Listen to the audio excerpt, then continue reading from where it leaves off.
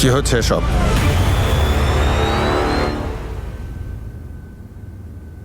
ভেবে নিয়েছি। ওয়াও বাবা, আপনি না সবসময়ের মতন আজও কারেক্ট টাইমে এসেছেন। আপনি জিজ্ঞেস করছেন এখানে কি হচ্ছে? আরে বীরের মতন ছেলে যে বাড়িতে আছে সে বাড়িতে আর কি বা হতে পারে। তবে এরকম একটা অপদার্থকে জন্ম দেওয়ার জন্য আপনাকে তো শাস্তি পেতেই হবে। চলো অমৃত, একটা চড় মারো তোমার পূজনীয় বাবাকে। জেসমিন! জেসমিন, মাথা খারাপ হয়ে গেছে? যা খুশি বলছিস, ঠিক করে কথা বল। আরে আমি একদম ঠিক আছি, আর আজকে আমাকে যেরকম দেখছেন এটা আপনারাই তৈরি করেছেন। চলো অমৃত, তাড়াতাড়ি এবার তোমার বাবাকে চড়টা মারো তো, আমিও একটু দেখি যে যতটা মজা আমাকে অপমান করার সময় তোমরা পাচ্ছিলে ঠিক ততটা মজা বাবাকে অপমান করার সময়ও পাবে। জেসমিন, তোমার মাথা ঠিক আছে? যা নয় তাই বলে বেড়াচ্ছ। আর তোমার কি মনে হয় যে অমৃত বাবার গায়ে হাত তুলবে তার আগে অমৃত নিজেকে শেষ করে দেবে? কি? অমৃত? আরে তোমার দাদা আমাকে সব কি বলছে? তুমি প্রাণও দিতে পারো? তার মানে তোমার কাছে তোমার প্রাণ প্রিয় নয়? জেসমিন, তুমি এমনটা ভাবতেও কি করে পারো? তুমি তোমার বাবাকে চড় মারবে? ওকে কি জিজ্ঞেস করছো বীর? ছোট থেকে আজ পর্যন্ত তাই তো করেছে ও। নিজের কুকর্ম দ্বারা বাবার গালে চড়ই তো মেরেছে। ও হ্যালো, তোরাই তো আমাকে বলেছিলিস যে যেমনটা তুই বলবি তেমনটাই আমরা করব। তাহলে কর এবার।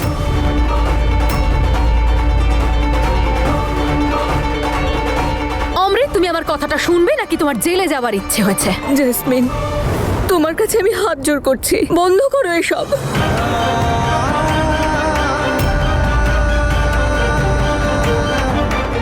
এই দেখো দিদি, আজ তো এই মেয়েটা ওর সব সীমা অতিক্রম করেছে। তোকে তো আমি তোমার মাথা ঠিক আছে তো? সবাই চুপ করো, একদম চুপ।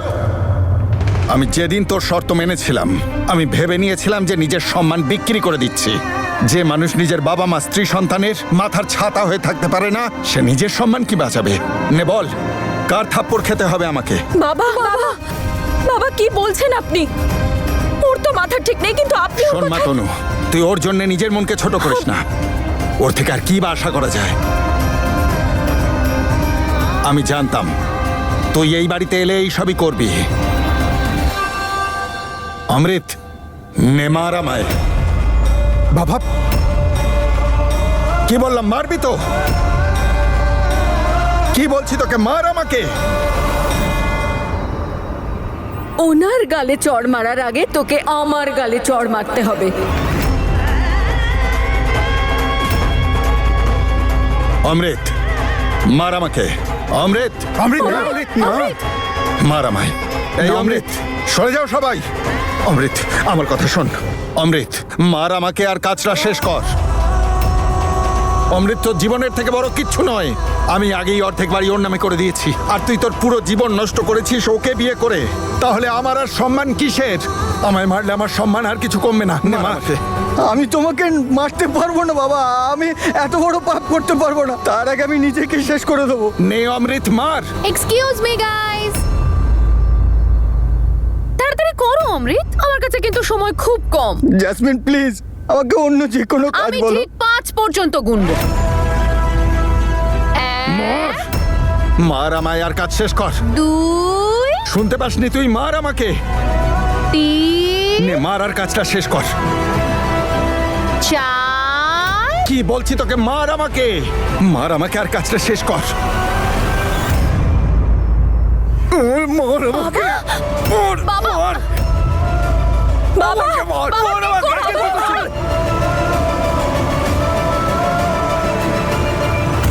আঙ্কেল, কি করছেনটা? কি কি করছো বাবা? কি করছেন? কি করছেন আপনি? কারণ এর জন্মদাতা বাবা হিসেবে আমি লজ্জিত। এর বাবা হয়ে আমি জীবনে যে পাপ করেছি তার এই শাস্তিটাই আমার পাওয়া উচিত। আর যদি কাউকে অসম্মানিত হতে হয় না, তাহলে সেটা আমার হওয়া উচিত। কারণ ওর মতো একটা মেয়েকে জন্ম দেওয়ার মতো পাপ করেছি আমি। তাই আজ যদি কেউ অপমানিত হয় তাহলে ওর বাবাকেই হতে হবে। কারণ মেয়েটাই এই রকমই। আর এর এইরকম আচরণ দেখার আগে আমি শেষ হয়ে গেলাম না কেন? আমি তো এখানে তনুর খবর নিতে এসেছিলাম, কিন্তু আমি জানতাম না যে এখানে এইরকম অসভ্য আচরণ শুরু করে দিয়েছে।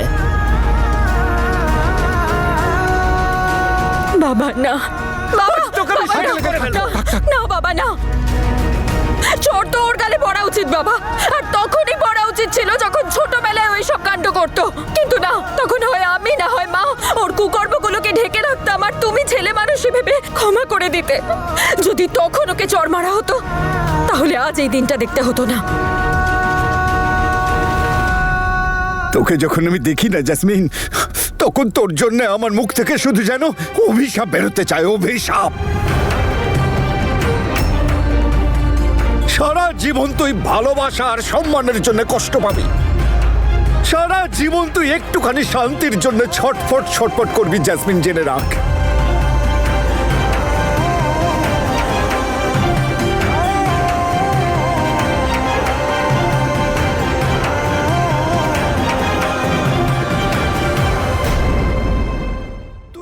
ভালোবাসার সম্মানের জন্য সারা জীবন যন্ত্রণায় কষ্ট পাবি জেসমিন।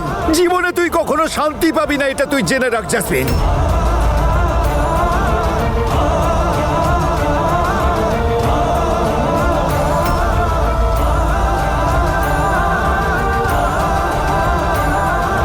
জীবনে কোনোদিন শান্তি পাবি না তুই।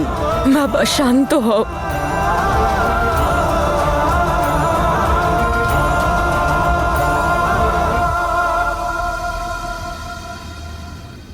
আমি জানি না কোন মুখে ক্ষমা চাইবো আপনার কাছে দাদা। এইরকম অসভ্য মেয়েকে জন্ম দেওয়ার আগে আমার শেষ হয়ে যাওয়া উচিত ছিল। যদি আপনি পারেন তো তাহলে অসহায় বাবাটাকে ক্ষমা করে দেবেন।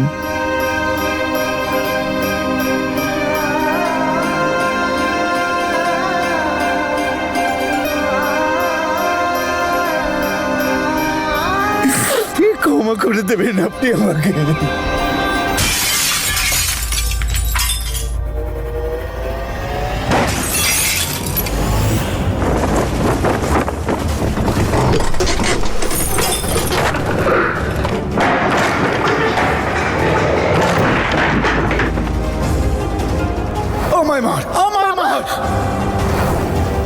জীবনে তুই কখনো শান্তি পাবি না, এটা তুই জেনে রাখ জেসমিন। এই আমি তোকে বলে দিলাম।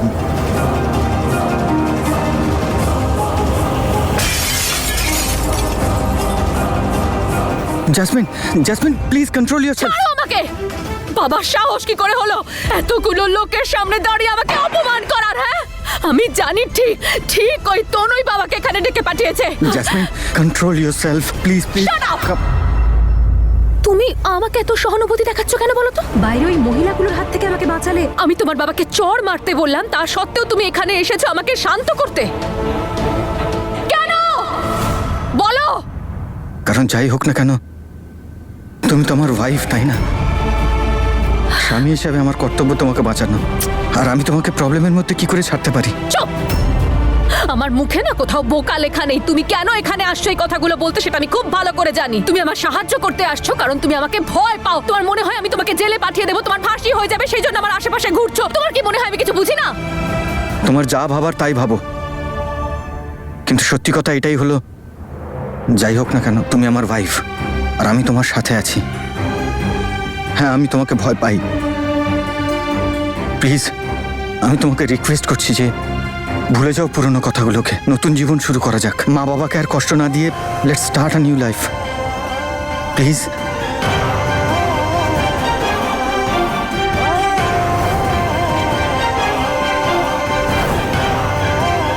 জাসমিন! না, কোনো নতুন জীবন শুরু করতে চাই না আমি। আমি আমার প্রতিশোধ নিতে চাই। আমি কিছুতেই ভুলতে পারবো না সেই পুরনো কথাগুলো। তুমি বেরো এখান থেকে, বেরো এখান থেকে।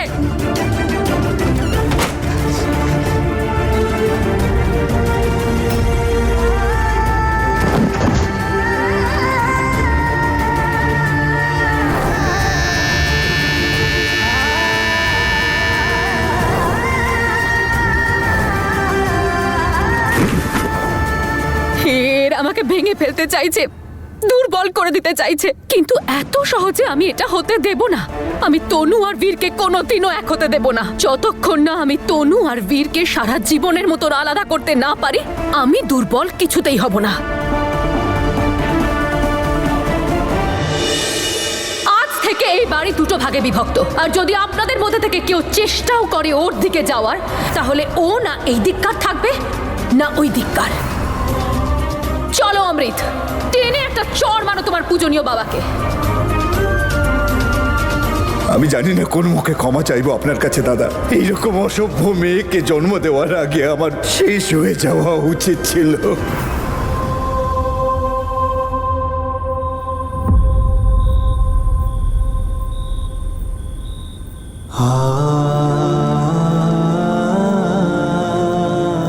তনু,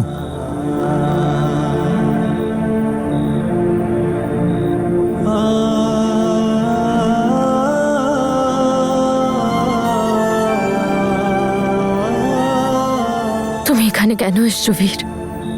তুমি তো জানো আমাদের দেখা করা বারণ, না হলে জ্যাসমিন আবার কোনো না কোনো ভাবে নতুন ঝামেলা শুরু করবে।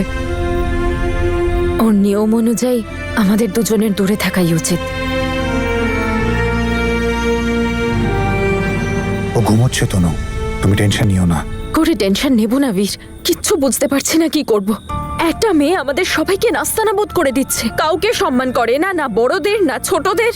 একটা হুমকিতে সবাইকে ভয় পাইয়ে দিয়েছে, যা চায় তাই করাচ্ছে আমাদের দিয়ে, আর আমরা কিচ্ছু করতে পারছি না। তনু, আমি নিজে কিচ্ছু বুঝতে পারছি না। ও সবার এইভাবে ইনসাল্ট করে যে আমি তো দেখতেই পারি না। বীর, আমাদের কিছু তো করতেই হবে। আমরা ওর রুমটা খুঁজে দেখি, হতে পারে আমরা এমন কোনো প্রুফ পেয়ে গেলাম যাতে ও অমৃতকে আর ভয় দেখাতে পারবে না, আর ওর প্ল্যানটা নষ্ট হয়ে যাবে। কিছু একটা। রাইট তনু, কিন্তু আমরা জ্যাসমিনের রুমের তল্লাশি নেব কি করে? ও তো 24 ঘন্টা বাড়িতেই থাকে, আর আমরা তো ট্রাই করে ফেলেছি। আর ও যদি বাইরেও যায়, রুমে তালা লাগিয়ে যায়, চাবিটাও নিজের সাথে নিয়ে যায়। আমাদের জ্যাসমিনের রুমটা তখনই খুঁজতে হবে যখন ও ঘরে থাকবে। এমন কিছু করতে হবে যাতে ওর মনটা অন্যদিকে থাকে, আর আমরা লুকিয়ে কাজটা সারতে পারি।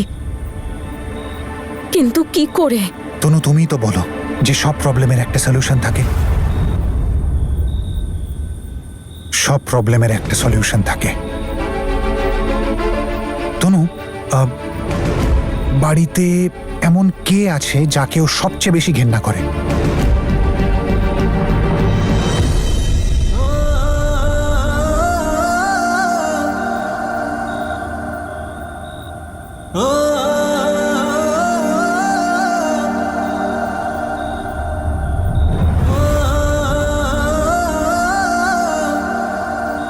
আমাদের দুজনকে।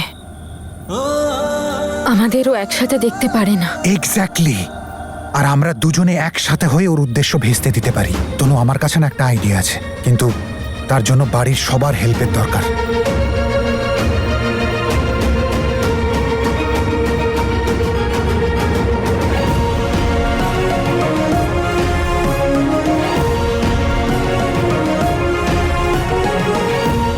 রেডি? রেডি।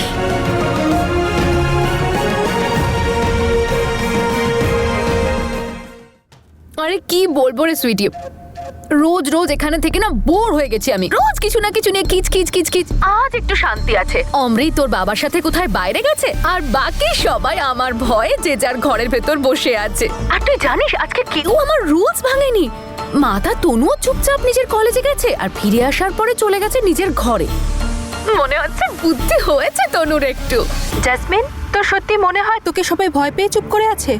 আরে শোন সুইটি, আমি এতটাও তো বোকা নই, সব বুঝতে পারি আমি। তনু এখানে চুপচাপ বসে থাকার জন্য তো আসেনি, কিছু না কিছু প্ল্যান নিশ্চয়ই চলছে ওর মাথায়। কিন্তু আমরা ওকে ডাইভার্ট কি করে করব? সেই সব তুমি আমার উপর ছেড়ে দাও তনু, ওটা আমি হ্যান্ডেল করে নেবো। চলো, বাই। ওকে। আর আমি কি বুঝতে পারছি না নাকি ওরা দুজন ছটফট করছে একে অপরের সঙ্গে দেখা করার জন্য? কিন্তু দেখা করা তো দূরস্থ, আমি ওদের একে অপরের সঙ্গে কথাই বলতে দেব না।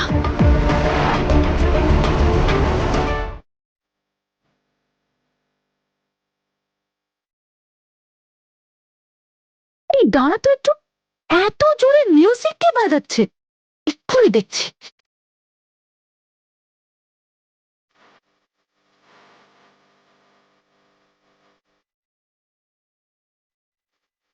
छच पर जा झलक दिखला भी जा छच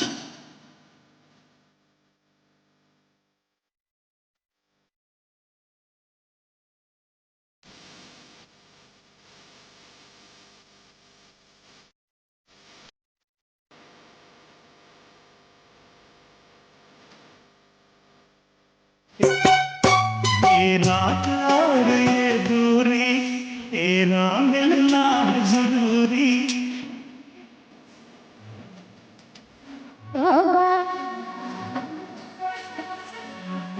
के दिल मेरा धक धक डोले के दिल मेरा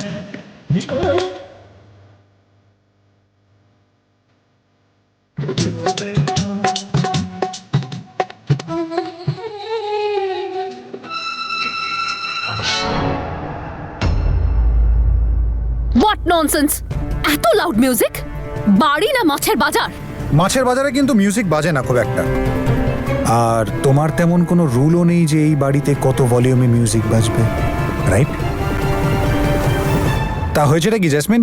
আমি তো শুধু এটা ভাবছি যে কি ব্যাপার, অনেক দিন পর এত সুন্দর করে সেজেছো। কার মন কেড়ে নেওয়ার প্ল্যান করছো? কোথায় যাচ্ছ আজকে? হ্যাঁ, হচ্ছি কোথাও একটা যাবো বলে, তুমি বুঝবে না সেসব। আচ্ছা ঠিক আছে, তুমি জিজ্ঞেস যখন করলে বলেই দিই।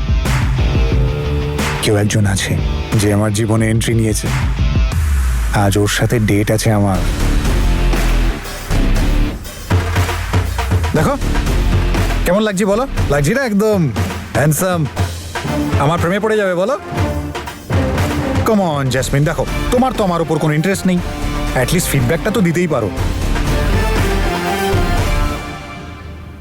ডেটে যাবে আজকেও? কার সাথে? 24 ঘন্টা তো তনু তনু করতে থাকে, তাহলে আজ কার সঙ্গে দেখা করতে যাচ্ছে? কে সেই মেয়েটা?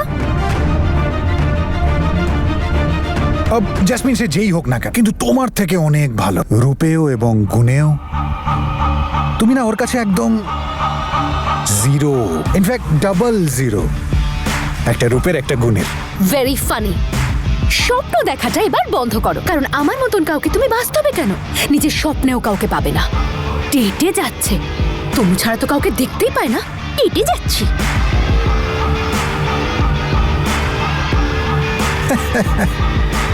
ইংসে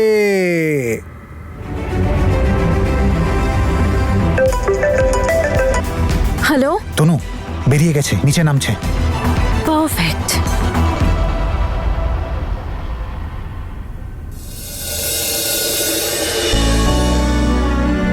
তনু, কি সুন্দর দেখাচ্ছে তোমাকে, কি মিষ্টি, একদম পরীর মতো। আচ্ছা 1 মিনিট দাও আমাকে, 1 মিনিট। ওয়াও বৌদি, কি সুন্দর লাগছে, একদম অ্যাটম বম।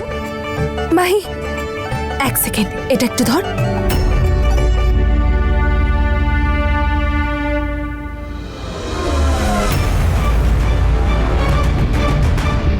কই দেখি।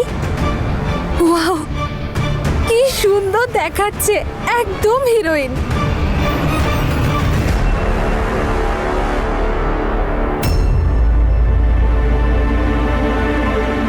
ও, তাহলে এই ম্যাডামও ডেটে যাচ্ছে। বুঝতেই পেরেছিলাম আমি, এই দুজন মিলেই কোনো প্ল্যান করেছে। আর সাহস দেখো একবার, এত সাহস হয়ে গেছে যে আমার সামনে রেডি হয়ে বেরোচ্ছে। ঠিক আছে আমরা আসি, হ্যাঁ বাই, এনজয়। চল চল। বাহ তনু, কি ব্যাপার, বীরের সঙ্গে ডেটে যাচ্ছিস? চোখে আসা আর মনে আসার আলো এলো যখন আকাশের চাঁদ আকাশ ছেড়ে আমার সামনে এলো। প্রশংসার জন্য ধন্যবাদ হুজুর। চাঁদ তো তোমারই, সে যতই থাকুক দূর। নট ব্যাড তনু।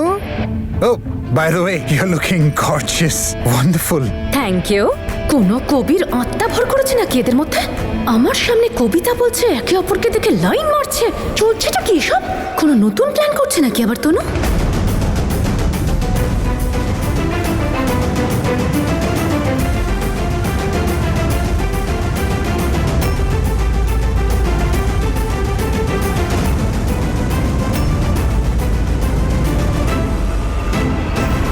দাঁড়া,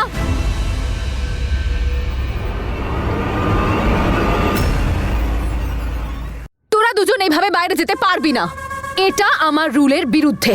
আর আমার আজকে নতুন রুল হলো বীর বাড়ি থেকে বেরোবে না। তনুর যদি ডেটে যেতে ইচ্ছে করে একা একা চলে যেতে পারে।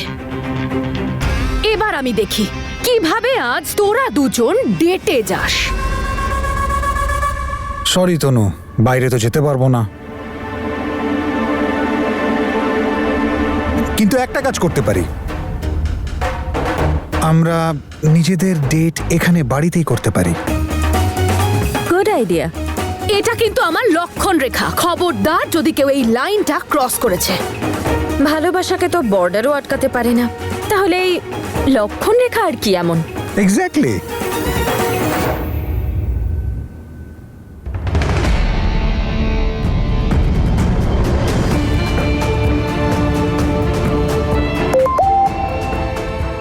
জেসমিন এখন আমাদের দিকে তাকিয়ে আছে, তোমরা তাড়াতাড়ি ওর রুমে গিয়ে চেক করো।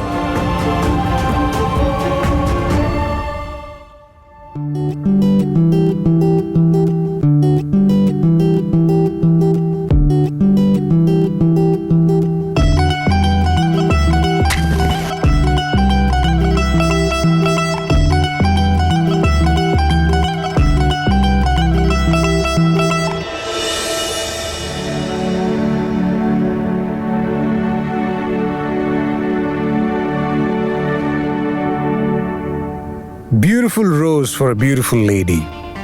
Thank you. টাচ করছি না কিন্তু। দেখো, থ্যাংক ইউ।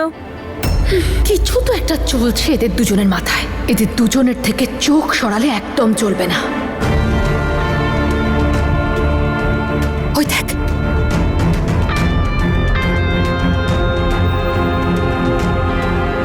আরে এটা তো লক করা।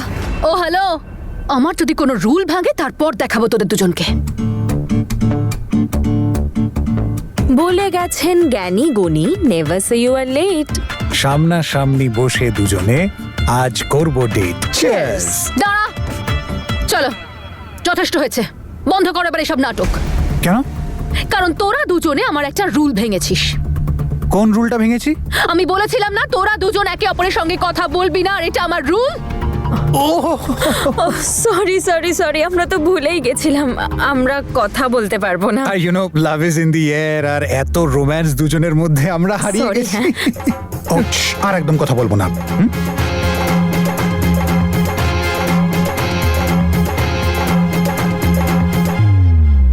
আমাদের কাছে কিন্তু সময় নেই মাহি, তাড়াতাড়ি কর। আমাদের এমন কিছু খুঁজে বের করতে হবে যেটা সন্দেহজনক, যেটা ওর বিরুদ্ধে কিছু খুঁজে পাবো, বুঝেছিস?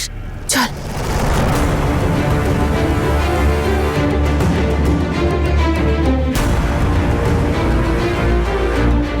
যত সব।